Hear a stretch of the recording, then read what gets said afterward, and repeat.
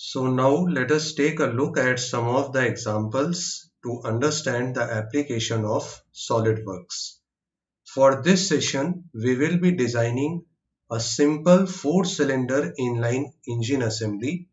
Now first let us understand how to create a part in SolidWorks. So let us create this connecting rod part. So this is the final part what we have to create. Now in SolidWorks, for creating a part with lesser number of steps and in a short interval of time, we can use the projection sketch technique. For this purpose, first we have to create a master sketch which includes all the features of the part which have to be created. And then just we have to select the selected loops of the master sketch to convert them into 3D entity by using any of the tools. For example, here we are using extrude command to convert them into 3D.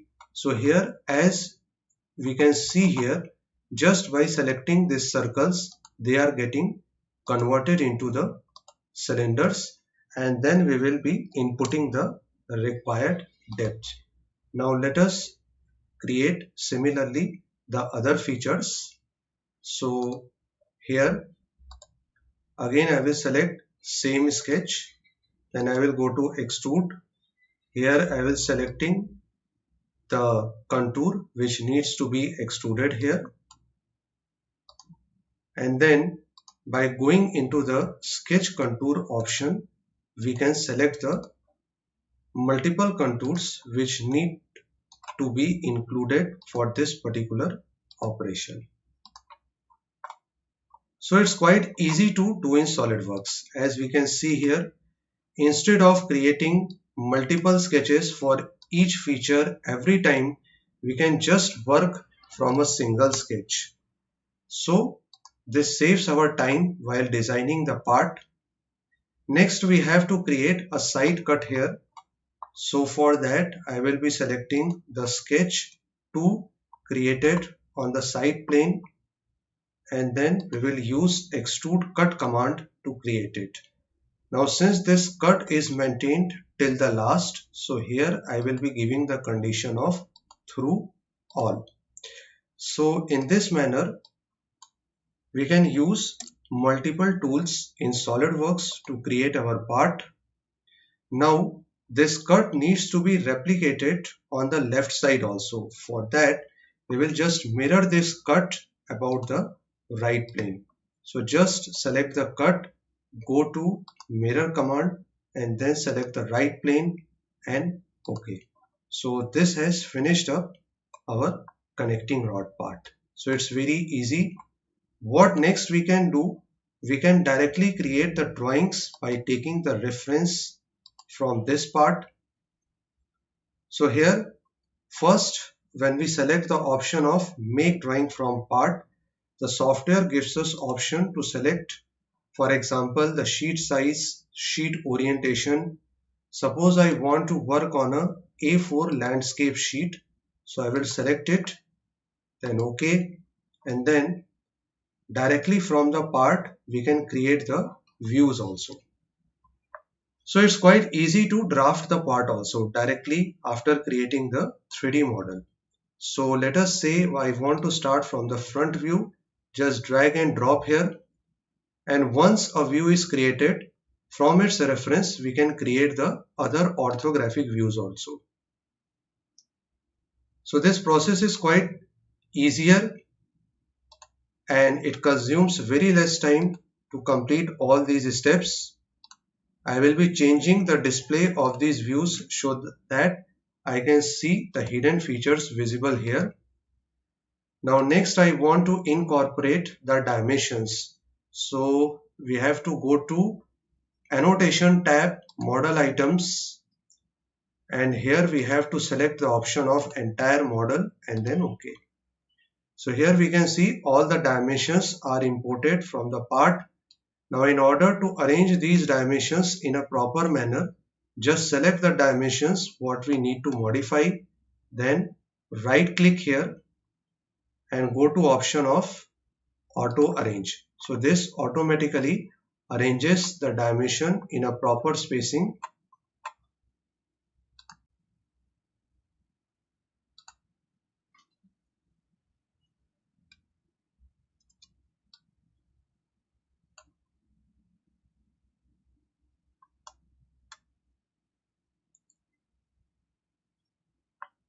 Align and then auto arrange.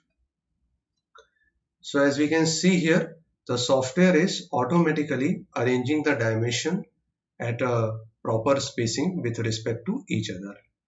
So the process of creating a part and drafting it is very simple in SolidWorks. Next, we will see how to create a assembly in SolidWorks.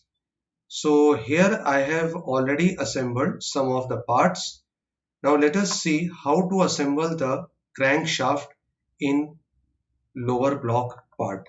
For that, in assembly environment, first we have to insert the components from the part environment.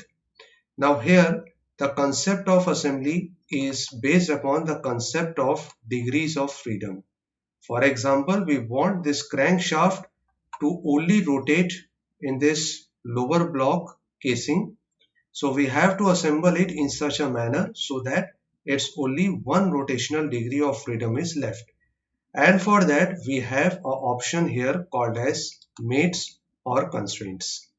So first we will concentrically align the crankshaft with respect to the surface of the lower block, and then since we want this connecting rod to lie in the alignment of this outer face, we will just select the two faces to align.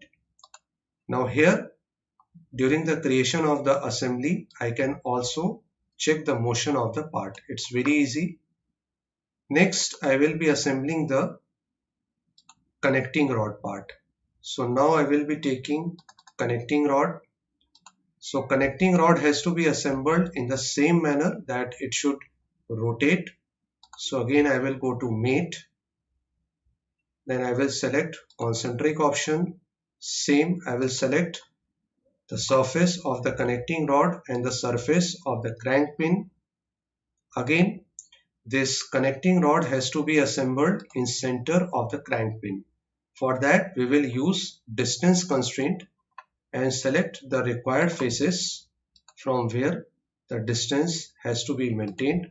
So here I will input the distance, let us say 9 mm here, which is fine to align it at the center. Now, after this, we have to assemble the connecting rod again in the remaining crank pins. So instead of again calling the part repetitively and reassembling it, what we can do, we can just select this part, go to copy with mates option and just repeat the constraints for the copied parts from the original part. So this option places the original part by selecting the new pair of the references here. So just a minute, I will just repeat this step. Just select the part, go to copy with mates option, and for example I want to assemble it here, so I will be selecting the surface and this face. So in this manner we can see here that this is assembled at this new location. Likewise, we can also repeat for the next surfaces also. So it's quite easy to do in SolidWorks, specifically for repetitive parts. Now finally, we have to assemble the piston assembly. So for that, I will first load the piston assembly here.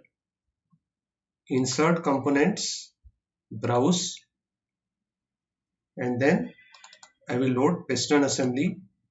So the piston assembly has two parts, piston pin and piston. So I will hide this pin for the purpose of sake of convenience.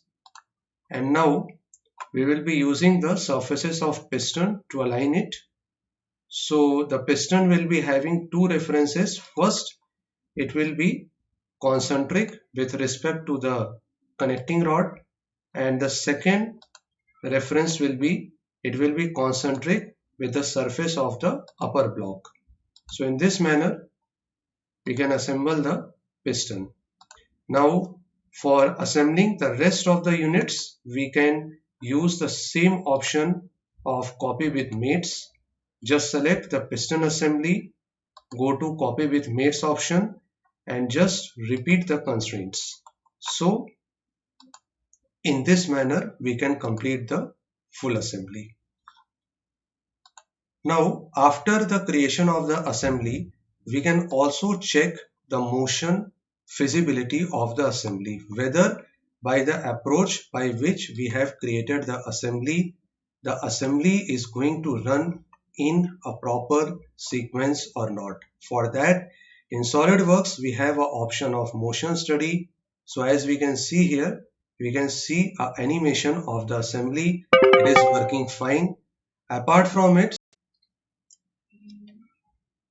now apart from motion, for example, I want to set an animation showing the exploded view of the assembly.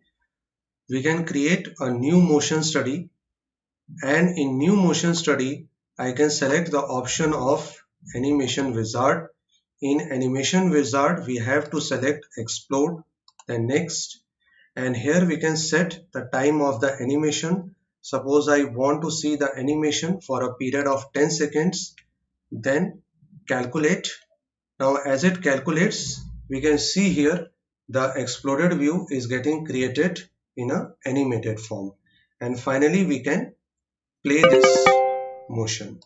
So in this manner, apart from creating the motion, we can also see the exploded view animation. Now what more we can do, we can also create a graph showing the results of various quantities, for example velocity, acceleration versus time. So for that, here we will have to select the option of motion analysis, and before going to the graph, let us first run this animation once more, so that for this new analysis the software recreates all the key points of the animation to be included in the graph. Now we will go to results and plots option, and here we will select the option of displacement, velocity, acceleration with the condition of angular displacement. Suppose I want to check the angular displacement of connecting rod, and OK. So here we can see we have got the graph.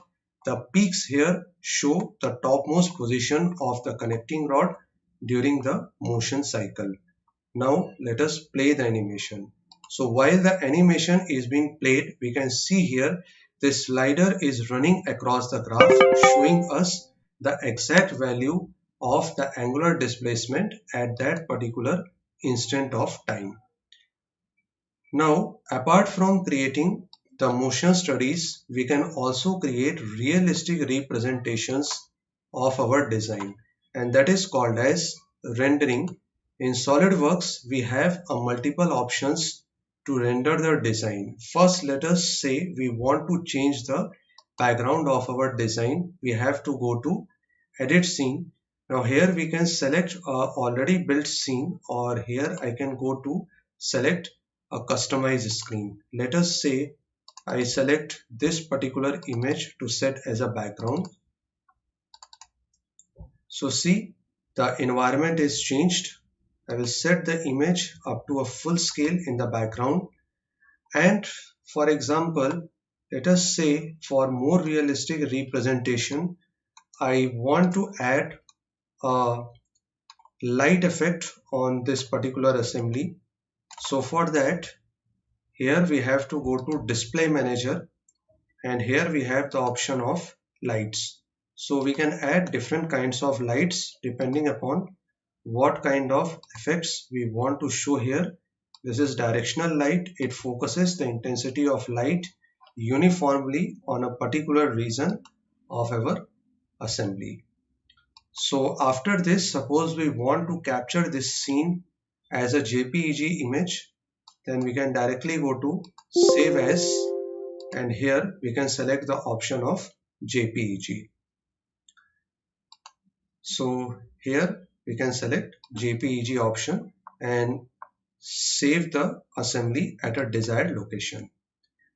Now finally we can create a walkthrough animation. So walkthrough animations are the animations which are used to illustrate, for example, a particular working process. Let us say I want to animate a process of loading of this assembly from the overhead bell drive into this particular machining floor.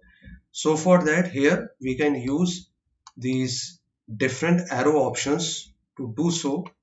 We can also zoom in and zoom out and rotate and pan our assemblies to adjust to a particular position. So here I will just move it upward like this, and then for example, after this step I want to record this process of animation. I can click on toggle recording so that the process can be recorded. So in this manner we can see how it is easy to create an assembly, then have a motion study of that assembly. Then we have the various good options of creating animations in SolidWorks. So this completes the session of SolidWorks introduction and applications. If you have any questions, any suggestions, then you can reach us out at cdscad.nagpur.co.in, or you can also contact us on the following numbers. Thank you for watching.